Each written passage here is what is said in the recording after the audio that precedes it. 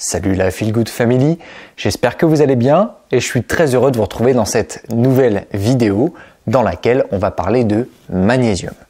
Pourquoi on va parler de magnésium? Parce que vous avez été très nombreux sous ma dernière vidéo qui parlait de l'importance du magnésium dans l'activation de la vitamine D et donc dans la synthétisation de la vitamine D. Vous avez été très nombreux à me poser des questions sur le magnésium de manière générale et me disant mais comment on sait si on est carencé en magnésium? Comment on sait si on manque de magnésium ou pas? Comment on sait si on en a suffisamment?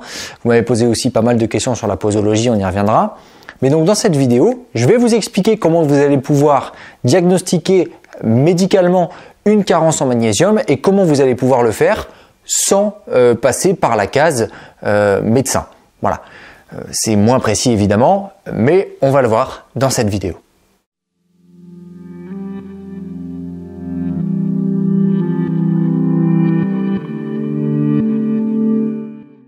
Alors premièrement, le magnésium c'est un minéral, un oligoélément qu'on retrouve à plein d'endroits dans le corps et je vous l'ai déjà expliqué qui joue de très nombreux rôles au sein de l'organisme.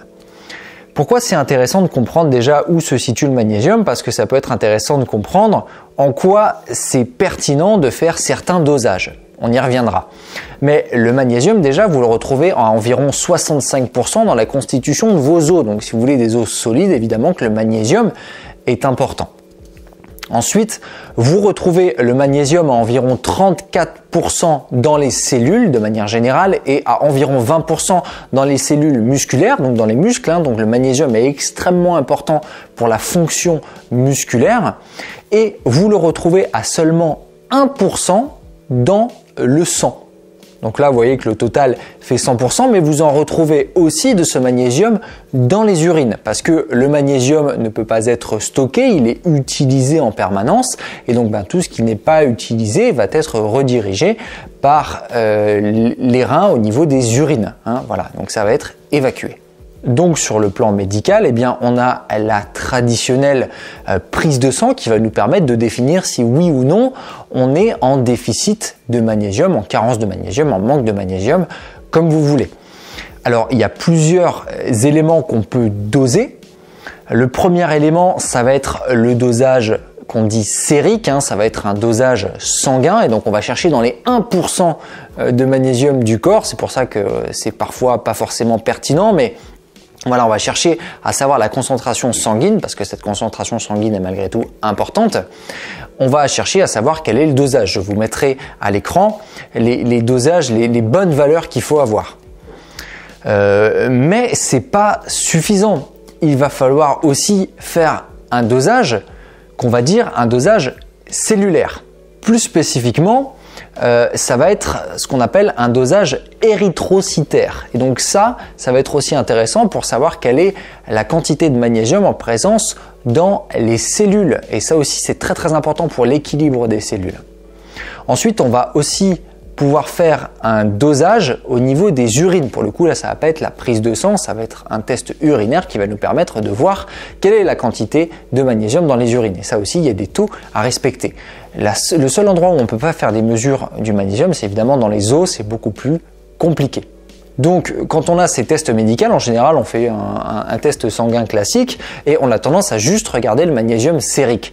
Or, si vous voulez vraiment avoir un état complet de votre besoin, de votre état magnésique, je vous invite à combiner les dosages, c'est-à-dire avoir un dosage cellulaire, avoir un dosage sanguin et éventuellement aussi, si possible, avoir un dosage urinaire. Comme ça, vous saurez vraiment quel est l'état et la répartition du magnésium dans votre corps. Parce que parfois, et ça vous avez été plusieurs à me le dire dans les commentaires, vous faites un dosage sanguin, votre dosage sanguin semble correct, et vous faites un dosage cellulaire, érythrocytaire et on se rend compte que là c'est la catastrophe, vous êtes complètement carencé. Donc voilà, ça dépend des endroits où votre corps va être déficitaire et c'est pour ça que c'est important de combiner les dosages.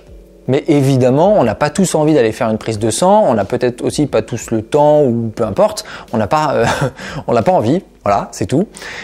Et donc on peut se dire, mais est-ce que je suis carencé en magnésium? Comment je peux le savoir sans avoir à me faire une prise de sang? Bon, Eh bien, on peut le savoir avec des symptômes, parce qu'avant, on n'avait pas les prises de sang, et pourtant, voilà, on avait des symptômes physiques qui parlaient. Et donc, je vous propose qu'on fasse un petit test. Il y a 10 symptômes physiques qui sont caractéristiques, ou en tout cas qu'on retrouve dans une carence en magnésium. Je vous propose qu'on les déroule tous, et à chaque fois que vous avez un des symptômes, vous prenez un petit papier et un crayon et vous mettez « oui ». Voilà, et vous compterez à la fin le nombre de « oui » que vous avez si vous avez ces symptômes-là. Alors, le premier symptôme caractéristique d'une carence en magnésium, d'un manque de magnésium, ça va être déjà une fatigue générale. On va avoir une fatigue générale, on va avoir associé à ça en général des troubles du sommeil, des insomnies, et puis on va vraiment avoir le sentiment de ne pas réussir à récupérer. Donc si jamais c'est votre cas, n'hésitez pas à mettre un petit « oui » pour cette première affirmation. Ensuite, avec une carence en magnésium, on a un état en général d'anxiété, de stress et peut-être même un état de dépression qui s'installe.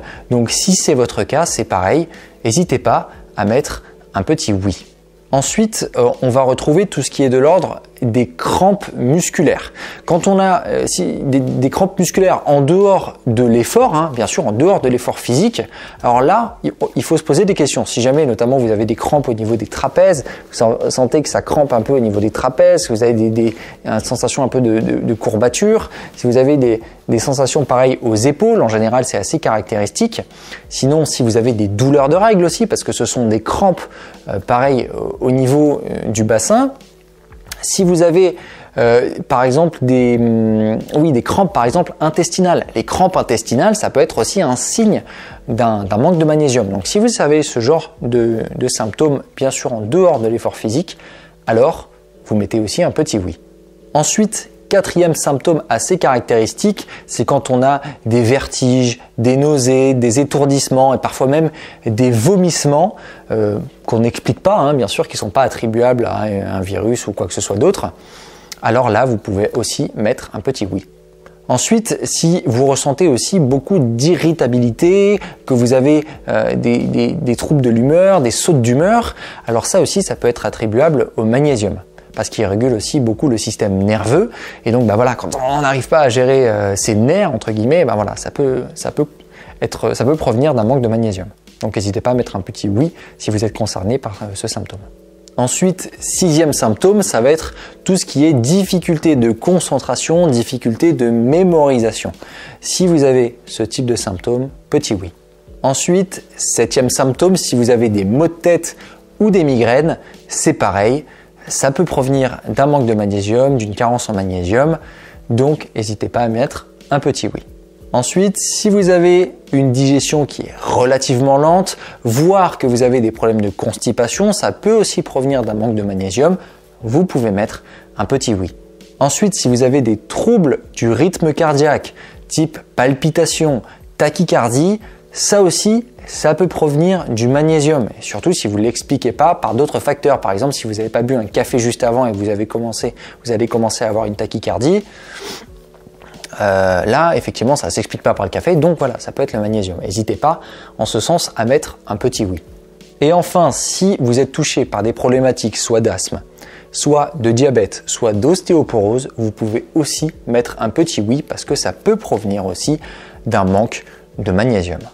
Voilà, maintenant on va faire le compte ensemble. Vous comptez le nombre de oui que vous avez mis et si vous en avez 5 ou plus, eh bien il est fort possible que vous soyez en manque de magnésium et en ce sens je vous invite fortement à remplir vos stocks et ce régulièrement, c'est-à-dire quotidiennement. Le magnésium, on me pose souvent la question, est-ce qu'il faut faire des cures, comment est-ce qu'il faut le prendre, combien de temps?